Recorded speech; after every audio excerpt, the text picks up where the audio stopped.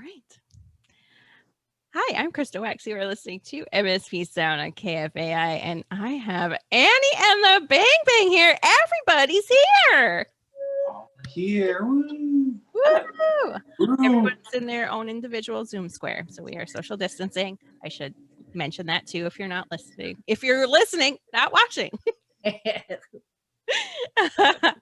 Well, let's all take a second. I know y'all were here in 2020. We'll touch on that.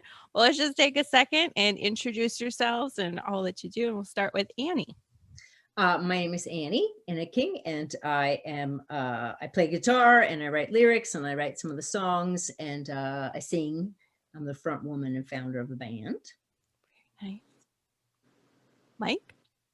I'm Mike. I'm the drummer and do a little percussion when it's needed, and I sing a little bit. Nice. John? I'm John. I play guitar and some keyboards and a little shouting and a little whispering. Nothing in between. Nothing in between. It's the extremes with me. Yeah. Love it. Kari. It's true. Yeah, I'm Kari. I play bass. A little bit of keyboards on the album. A teeny bit of some shouting, but that's about it. Next album will be all shouting. Right? I'll show you. Absolutely. I'm not teeny anymore. It'll be like big. Well, you're all here. You have a brand new album coming out January 29th, Loveland. Very exciting. I said it the right way. Loveland's coming out. Let's talk about it. About the album itself or about the release show? Let's talk about the album first. A little difference of the release show will be super exciting to talk about. A little tease. Well, we developed it largely at in the before times, so we could have slumber parties and go on band retreats, and then also when we were on tours. So we would we intentionally take off like 3 days when we go to Colorado, so we can go hiking and work on new material and just sort of be in the house together and jam a little bit and discover things that way. So some of the songs were from jams that we did like 2 years ago, I think. And that just got developed over time. And does somebody else want to talk about the way we recorded it or anything about the album? No. It's Little Big Studios in Cannon Falls. Okay. We recorded there. I believe it was 2 weekends. First weekend we went down there hoping to get maybe like 7 tracks kind of in the can, and we ended up getting way more done than that. And it was a really awesome experience. And it was this old farmhouse into a studio, and there were dogs, and it was the summer, and it was gorgeous, and we grilled and just had a super chill time. And he just set us up to really be successful, and we're grateful for that. And that was in the before, or that was That was in the before. That was in the before. Yeah, that was in September of like 2019, correct? wow. Yes. Yeah, August and September, I think. Yeah. Maybe. Yeah, this probably would have been out a lot sooner, but it's on vinyl, and that took quite a bit longer, I think, in terms of the lead time and whatnot, right? I mean, Yeah, the whole thing was done and ready to go in some form, right? In March, I think it was all ready to go. And then we had to put everything on hold for a bit and then wait for the, the different industries to catch up with backlog and things like that. But the thing that I think, the things that I think the recording of the album and the creation of the album had in common was that we just got to be together and and live in a space together for a while and make food and sort of go with the flow and sleep and wake up when we wanted to. And it was just very casual, which I think, but we're incredibly like casual and have a lot of fun, but we're incredibly focused and get a lot of work done when we have time together in that way. And so I think that that it was created and recorded in the same spirit is part of what I really appreciate about the album. I thought it was interesting personally that and then jump in and tell me I'm wrong, but I remember that there were quite a few tracks that we just had kind of outlines for.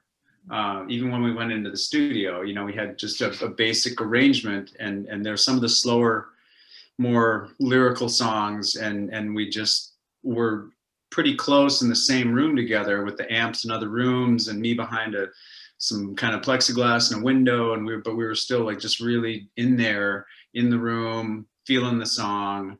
And then we'd go down, sit in the studio and be like, let's listen to that. And then we'd actually make changes and arrangements, and some of us would change our parts just on the fly, and like, oh, learn something from that.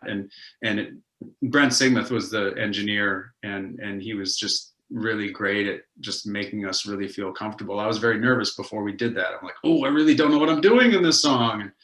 But I think it was really kind of magical from my perspective, what we captured. Yeah, I agree. I think like, and I remember going in and sort of, yeah, like a lot of the songs we really knew, and some of them we had a rough outline for. And I remember saying specifically that one of them, like, let's go in and not know like really fundamental things about this. And that was the story that I like most about being down there, was when Kari and John were coming up with the keyboard parts for Speed Racer. And I've just never seen John so excited in my life, because they were just like making something on the fly, and it just has a lot of juice, I think, when you sort of, you don't know what's happening exactly, and you get to discover it then, you know, so you get to be on a journey at the same time you're crafting. It's like you're building the road as you're walking along it, and I thought that was really cool. And I loved watching all the overdubs in process too. You know, we'd have, I mean, kind of like the keyboard part you're talking about, Annie, but in addition, just sitting there and listening to John do 3 guitar overdubs. I'm like, how did you know you were going to do that? That's amazing. And just, you know, and then little vocal parts and little drum percussion things and whatever. And it was just so cool to watch it all come together, and to have time to listen back and really think about it and realize, oh, this is missing. It needs whatever little bit of magic. That was really cool. Yeah. Yeah, I was just going to say, and also I think in this album, there's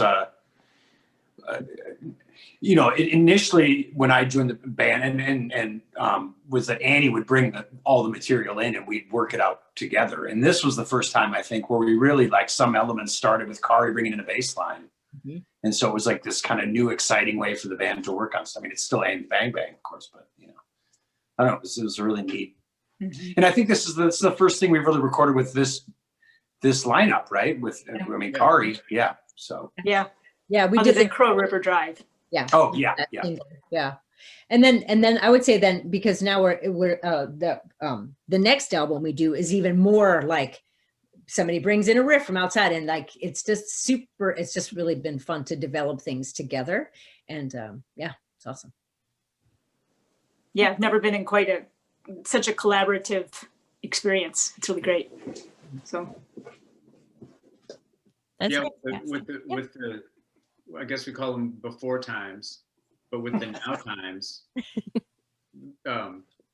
we'll get together and Annie and John will be like, yeah, I sent Annie this riff, you know, and then she comes back, she's like, oh, it's a song, because I did the lyrics to it and I have a vocal line. And Kari and I are like, what?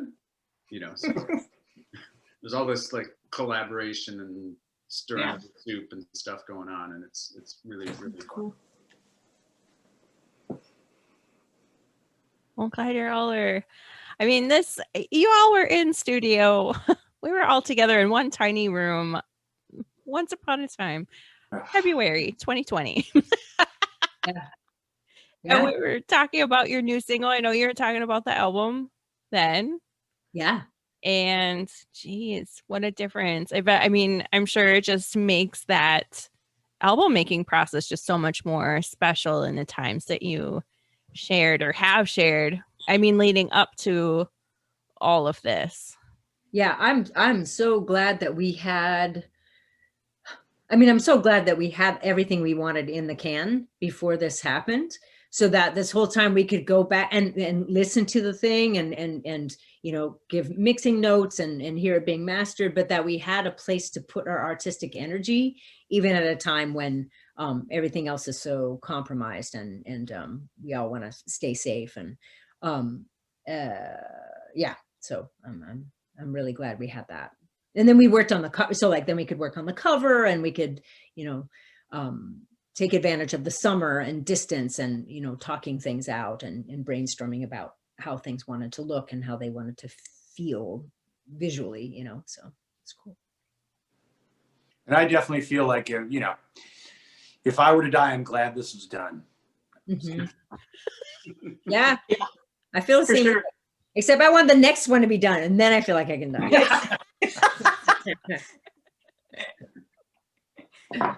We have way too many songs for that. Yeah. Yeah, that's We true. need the But we next can die. These three. They can die. Yeah. We can die. Well, good. Glad there's more music in the pipeline, as always. But so, along with the album release, there is a virtual show coming up on the same day, Yeah. So January 29th release day. yeah, we're going to host a watch party that night. And so what we did over the summer is Times. Yeah. yeah, in the end times now, right? We I don't want to say, we went into the Southern Theater. We got together a group of masked collaborators. So everyone was masked in the room, but we had a lighting designer and a sound person, and a camera, like a cinematographer and a camera crew. And so it was a small group of people. The Southern Theater is immense space, right? So everybody was like 30 feet away from each other. We on stage together, when it came time to do a take, we would take our masks off, but we were also like between 6 and 10 feet away from one another. We created this concert film in 3 sets.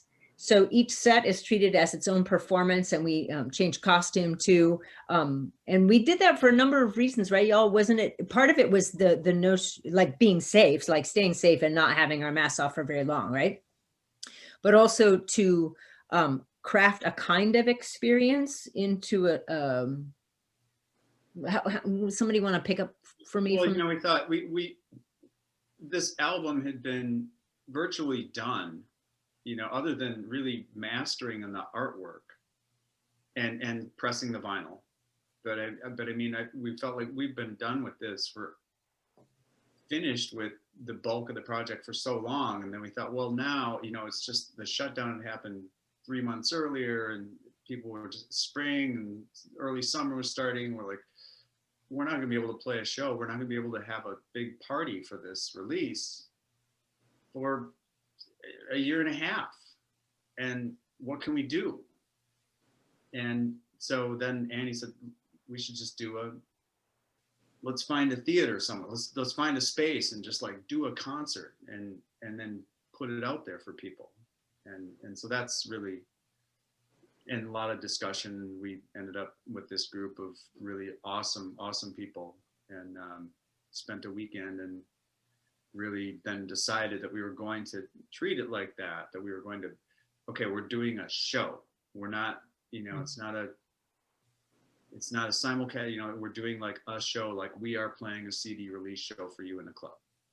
And then we just broke it down into smaller segments, because some people sometimes don't want to sit and watch an hour-long video, even though nobody has anything to do. So we broke it down into kind of 3 different feelings and 3 kind of vibes, and then It moved around on stage. You know, again, the staging moved a little bit between each set, and there's one that's really super intimate, and another one's really presentational and just like big rock show, and then there's a variation on the 2, yeah, so that's. And it looks beautiful. It's this beautiful concert film. So what we're doing on January 29th is releasing 2 things, basically, right? We're releasing the album, which will also be in digital forms and a CD as well. But the concert film is the release show. So it's like we're releasing a concert film representing that release of the album, you know, it's beautiful. And I'm really excited about it. That sounds amazing. Oh my gosh. January 29th. Yes. People can all watch it at the same time. That's the hope, is that everybody can mark their mark their calendars, and everybody can kind of gather, and we're going to figure out how we can be available to have people maybe comment on things and say hi, and Chat. we're still, I don't know how that's going to happen, but we're going to do it like that. We'll figure it out. So yeah, Friday, January 29th at 7:30 is when we'll host our watch party. Is that on Facebook or YouTube or? It'll be on all the things. Oh, I mean, I don't know. I'm going to try. We're going to try. Be Facebook, Instagram, YouTube. and I think on YouTube's when we'll be like talking to people. We'll be chatting. I don't know. Maybe everybody will have to be on their own. Like somebody will have to be on we'll have to have like a control center and like chatting with people on YouTube, and then I'll go over here and chat it with on Facebook, and then like this. So I'll go like this. I love it. That will be, well, that could be a little stressful, but I think that'll be very fun too. Be on all the chats, on all the things. Yeah. I take it back. I can't do it. If she does voice to text, she's lying anyways.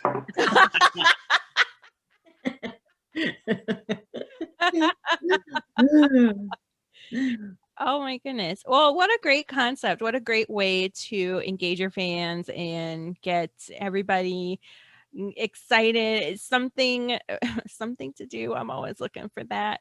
Yeah. Thing, fun to watch. And I mean, I'm loving all these virtual performances, live streams that everybody has been doing. And it's always fun to see something that's different than just I'm in my living room. Yeah. We've been lucky enough, I think, for some of the other album release shows to do them in open eye figure theater and kind of do it in a more, I don't want to say more theatrical sense, but I mean, it was in a small theater. We had a really fantastic lighting designer who made it like a little mini arena rock show. And this was just kind of taking it to the next level, which we were sort of forced to do because of COVID. Yeah. And it's a 3-camera shoot. So like Maxwell Colliard is her hero, right? Cinematographer, editor of the thing. But it's like all the camera operators were amazing. They were like travel around and sort of like get inside the band sometimes. And then sometimes pull way out. One of them went in the grid. Like it's going to be crazy. It's going to be so beautiful. And yeah, I think John's right. It's like at Open Eye, we had like great sound, great lights. And this is a bigger space, more, we're just going, we're going bigger. Yes. Yeah. How was it performing together for that? It was show? fun. I mean, okay, good. I feel like I never don't have fun with performing with these guys. We can be playing to 3 people or to 50 people or 200 people, and it doesn't matter. I always have a blast. And so it was the same. It didn't matter that there was no audience per se. There were a few people watching, our crew. It was fun. We hadn't played in that kind of space in months, so it was great. Yeah, or been able to play with that kind of energy. And we cured Kari's migraine too, which is really awesome. Absolutely. I went in with a terrible migraine, and by the time we got done with the sound check, it broke, it was gone. So of course I was really happy, and it was the most wonderful thing ever. Yeah. I remember that. All of a sudden she's like, you guys, it's gone. It's gone. Oh my God. You guys did it. You're now a healing band. And Exactly. doing powerful Absolutely. things at your shows. Absolutely. Wow. I can't wait to see you in person. I can't wait to see what will happen. What will I be cured of? I have no idea. But yeah.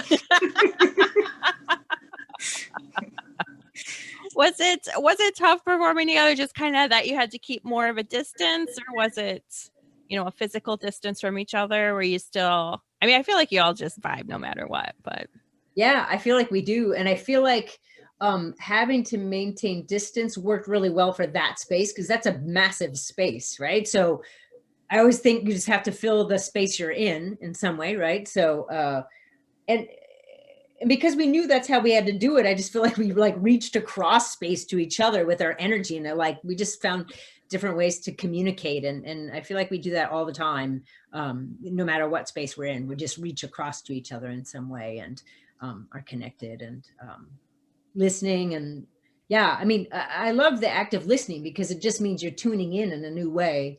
And I had a great a music dance teacher a long time ago who always said when you were jamming or when you're making music with some people, like always make sure that you're hearing somebody else louder than you're hearing yourself. Like just listen harder to someone else in the room, doesn't matter who, but find that person, listen to them and not just to yourself.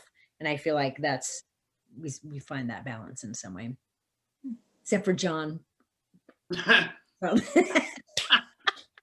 I was going to say, speak for yourselves. The whole time I was not miserable, but it was because we were recording it live at the same time. So, you wanted it to be good. So it's like trying to, normally on stage, I don't care how it sounds. It's done as soon as it's out.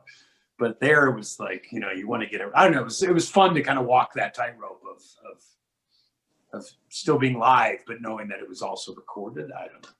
yeah, no, I agree. Actually, now you say that, I do agree. Like I did feel more of a self-consciousness about that because I didn't want to fuck up. And like that. My ear. No, but because we also, Krista, the other thing is that we wanted to treat each section as a full performance. So we weren't going to be like pick and choose a song we like that went well. It was like this whole set has to be good. You know what I mean? So like, I think the first set we did, I think we only needed 3 takes. It was like, great, that was awesome. And then there was one set, I think it was one of the sets was just more challenging. And I think we had to do like 5 takes, but it ended up being like the 4th take was the best take. But we wanted each thing to just be its own thing and be a full live, the whole thing be a complete performance. So yeah, we had to live with some, things that we messed up in and, that kind of stuff. But yeah, actually now you said that, John, It was stressful a little bit, but still fun. It was a blast, but like these guys are saying, I mean, if for people who don't know, I mean, the way that we record and the way that I've always recorded with anyone is you do all the main tracks for the song, right? Like way back in the day, somebody might just record a drum track with a little click track in their ear, and it's perfectly timed, and they play the whole song with like a little fake guitar or something, and then everybody else puts their parts on top of that. But we go in the whole room, and everybody's got to give the best performance they can give, and that's the basic track. And then you can do some overdubs, you can clean up little things here and there, but we try not to do that too much. But then you have that layer of the recording in the Southern. But then I realized, oh, I'm also on camera. And we're trying to perform and look like we're playing a show, and there's nobody out there except for the couple of, like 3 people with cameras and somebody 150 feet away in the light booth.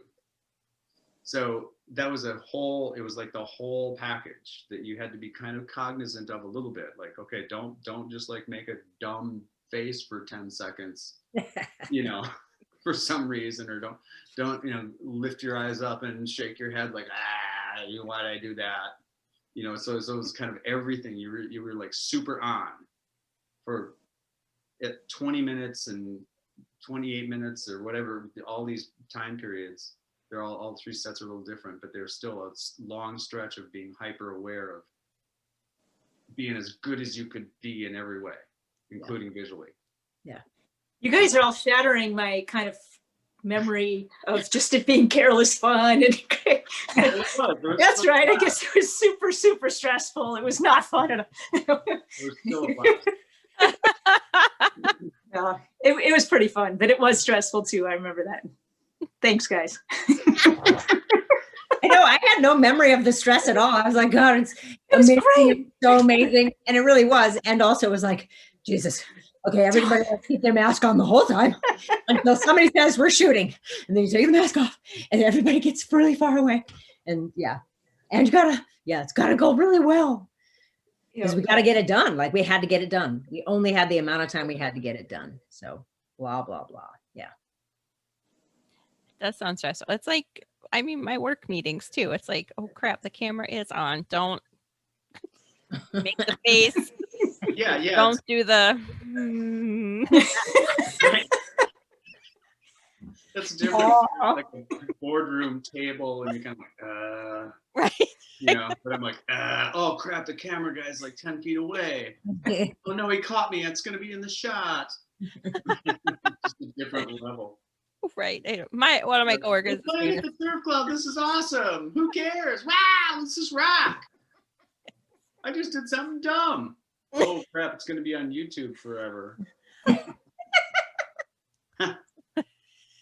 Happens. So have you all watched it yet? Have you all seen it? Yeah. Okay. I haven't seen all of them together, but seen each section. Okay. Yeah. Yeah. Do you have a preference? There's 3 different sets. Is that a mean question? For We'll me, make us choose. I really like the first and second sets a lot. The first set I like because it's like 3 rock and roll songs like right in a row. It's like wide camera angles, getting a little bit closer. And then there's another one where we're all standing in a circle. And that I love because like the lighting designer had like somebody travel behind each band member and shine light with like a parkant. What was that, Mike? What's that one called? Yeah, they're just walking behind. So like shadows are being cast across the space. So that one wanted to feel really intimate and much moodier. And and so the camera is sort of getting inside the band. It's more present with us. Feels that way. I think those are the 2 that I respond to most when I see them. How about y'all? For me, it's certainly the one where we're all facing each other. I mean, to me, that's the one where we kind of relaxed the most. You know, it felt like, not like it wasn't the practice. It was like the most beautiful, wonderful practice space ever in the history of the universe. I mean, just lit gorgeously, and, you know, all these amazing technicians and creators and designers working with us, and it sounded awesome. And we really locked in. And I mean, the other stuff is awesome too, but that was for, you know, I felt like it was just this quiet little wonderful thing, you know. Yeah, and we treat it, and that's something we really had to treat as a piece, right? Because like I had to change my guitar, I had to tune, so it was like there's these like and the car and the lighting designer responded that way too. So like you'd finish a song, the lights come down. Mike or John started with some interstitial music while a transition was happening. So we created this like seamless shot, so that you know. That just one thing leads into the other thing, and it's beautiful. Really beautiful. Yeah, they each have their own mood for sure. I mean, I kind of agree with what Annie and John just said too, but I think they're all interesting in their own way. Yeah. And it's been a while since I've seen them all now, so I can't quite remember and figure out what to say about them. So where can people find Yeah, I think they're all. I think they're all really great. I'm super. When I saw the first, well, it wasn't the first one. I saw, I think set 2 or something, because they came out in like dribs and drabs a little bit as they were being edited. When I saw the first example of what it was going to be, I almost started crying. I was like, oh my gosh, oh, this looks so great, and it sounds so amazing, and you know, so worth it, you know. And but there's really fun things for me in all of them.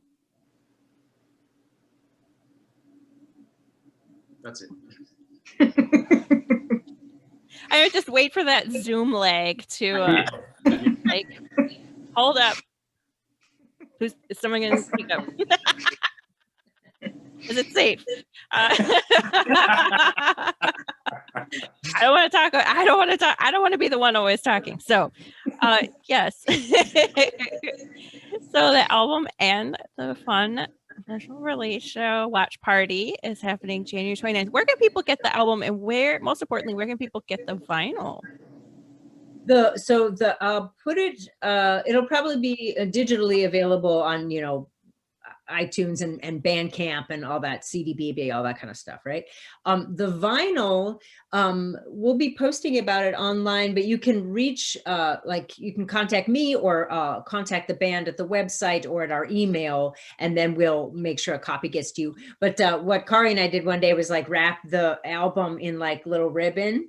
And like Kari used to work in retail, so she knows how to do that scissors thing. We've delivered a few albums around town. So what I'm trying to do is like anybody we can just drive over to their house and leave it on their porch. We've been doing that. So yeah, so you can get the vinyl through us personally. We'll probably have, we're going to do a series of different fun kind of events through the next couple of months. But as soon as we can play an outdoor show, probably in April or something, that, you know, we'll have hard copies there available. But yeah, contact the band on Facebook. And eventually in record stores, right? Local record stores? Yes. Yeah. Yeah. I don't know how soon, but yes. I'm gonna do a little field trip and like drop them off at Barely Brothers and Hi-Fi and Roadrunner, all that kind of stuff. So very cool. Very exciting. Oh, Annie and the Bang Bang. This I'm so excited for you. I listened to the album. I love it. So congrats on the brand new album. Loveland. Loveland, say it fast. Loveland. Got to remind myself. Loveland, not Loveland. I was prone to do, but Loveland. Yeah. Well, congrats. Thank you so much for joining me on tonight's show. And I look forward to seeing you all in person, hopefully this year. Hopefully at one of these socially distanced outdoor shows. I'm really need a live music fix, so hoping. Don't we all? Oh. Right? Yeah. Am I the only one? No. It's just me. No. I think there's a world outside of this little screen in front of me. I'm pretty sure I remember it.